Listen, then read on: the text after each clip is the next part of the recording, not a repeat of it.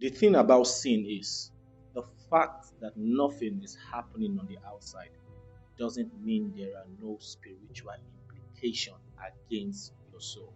We are told microwave can expose us to cancer, but because of how quick it solves our food problem, we allow that pleasure make us ignore the side effect of using microwave. This is how many of us treat sin. We allow the physical pleasure or the physical absence of damage make us ignore the warnings against sin.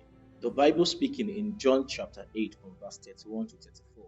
Because the Pharisees could not see any physical chain on their necks or any physical chain on their wrist or any form of bondage physically, they felt whatever they were doing that was wrong had no implication on their soul. So they said to Jesus, "We are the descendants of Abraham and we are free.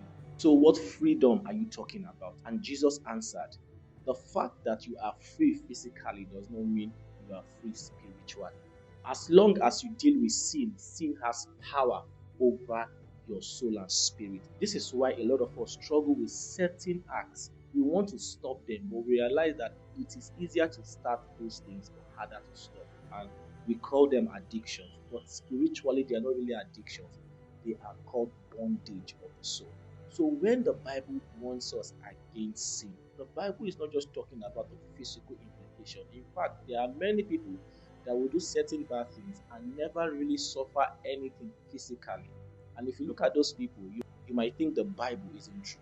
But you see, the greatest damage sin can bring on a man is not the physical damage, but the spiritual one. So Jesus revealed to the Pharisees that you might be free physically, but spiritually you are a slave to sin.